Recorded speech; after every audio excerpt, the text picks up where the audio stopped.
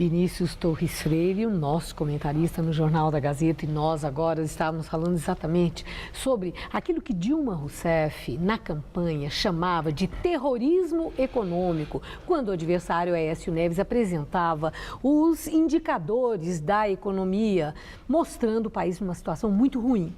Acontece, pelo resultado que nós vimos agora, que o eleitor não deve ter tido essa mesma percepção no seu dia a dia, que o país não estaria indo tão mal assim como alardeava Aécio Neves, mostrando indicadores. O que acontece? Olha, Lídia, isso é muito complicado, mas o país tem problemas. A presidente estava dizendo isso desde antes da campanha, falando em relação aos economistas críticos do governo dela. Chamava de terrorismo, estava dizendo que o país estava numa situação péssima, que estava à beira do abismo. Na prática, as pessoas mais sérias, e quase todo mundo que é ouvido no debate público, não estava dizendo que o país estava à beira de um desastre. Estava dizendo que tem problemas econômicos que vão impedir que o país volte a crescer tão cedo e que os gastos sociais progridam como vinham progredindo. Porque sem crescer, o governo não arrecada, e sem arrecadar não tem como levar adiante os programas sociais. Esses problemas econômicos do Brasil ainda não se traduziram em problemas no cotidiano da maioria da população, em especial da mais pobre. O desemprego está baixo. A parte da população que não está mais tão relacionada ao mercado de trabalho, que depende menos do mercado de trabalho, recebe benefícios sociais. Então, a sensação térmica está mais quente do que a temperatura da economia, que está mais fria. As pessoas não estão sentindo isso, pelo menos a massa da população, pelo menos metade dela. Quer dizer que os indicadores econômicos não refletem o nível de bem-estar da população?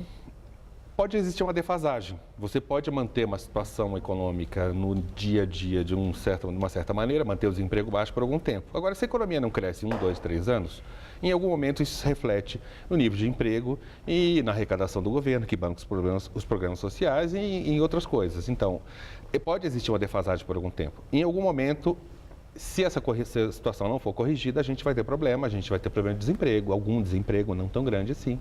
A gente vai ter problema de manter os programas sociais nesse nível de crescimento que eles vinham tendo. Isso vai aparecer. É claro que isso pode ser evitado se tiver uma mudança, se tiver algumas mudanças econômicas, se tiver uma correção de alguns rumos, principalmente gastos do governo, inflação, por exemplo.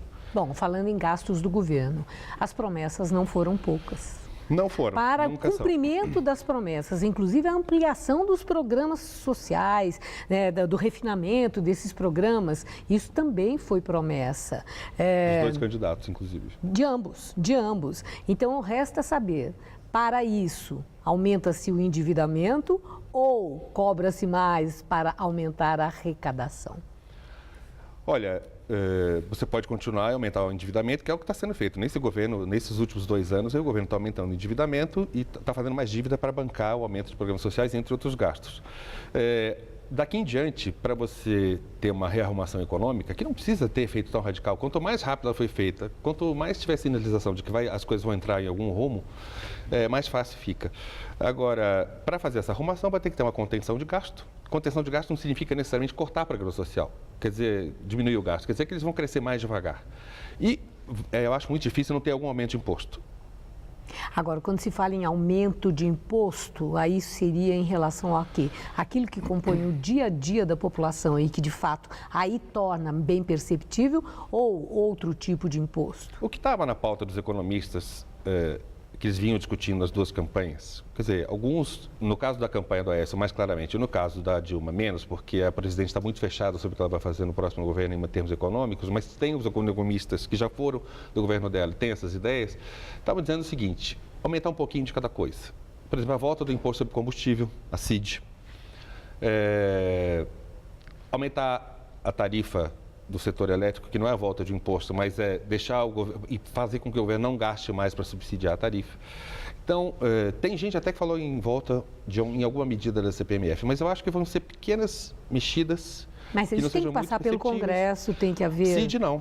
CID não. A CID não CPMF, precisa. A CID já sim. existe, você só precisa aumentar a alíquota. A CPMF seria uma briga muito feia, eu acho que ninguém vai querer mexer disso. Essa é a ideia de economista, que pela política eu acho muito difícil passar. Acabar com o subsídio elétrico, acabar com essa dívida que o governo está fazendo para bancar o preço mais baixo da energia, isso não precisa passar pelo Congresso, isso aí é só reajustar a tarifa, só não, né, vai dar um problema. Essas duas coisas podem passar imediatamente. outras mexidinhas, por exemplo, acabar com, diminuir a desoneração de alguns impostos, desconto de imposto que o governo deu para comprar carro, por exemplo. Se o governo acaba com esse desconto... Pacote de bondades. Esse pacote de bondades, se ele é reduzido, o governo arrecada mais sem precisar mexer em alguma lei. Então, essas coisas podem ser mexidas e aumentar, sei lá, meio ponto percentual a carga tributária, PIB, essas coisas podem ser feitas sem muito barulho. E a questão da produção?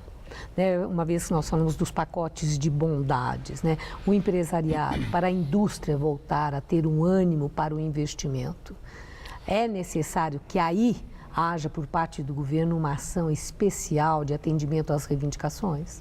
Olha, isso vai ser mais complicado de fazer porque demanda mudanças que vão ter impacto no médio prazo, são coisas mais profundas. Depende, primeiro, de voltar a ter uma certa organização básica da economia, coisas mais elementares. A inflação ser reduzida, o aumento dos custos diminuir, ter mais estabilidade nas regras econômicas, reduzir umas intervenções mais absurdas do governo. Agora, para a indústria melhorar, precisa de muito mais coisa. Precisa de redução de custo mais profunda, precisa mexer na organização de como são cobrados os impostos, ter infraestrutura melhor, é tudo que demora um pouco. Agora, estabilizar as regras, ter menos intervenção maluca na economia, ter um controle do aumento de custos, quer dizer, na verdade, o controle de inflação, tudo isso dá uma ajudada. Agora, é mais complicado. A indústria já é um caso bem mais complicado.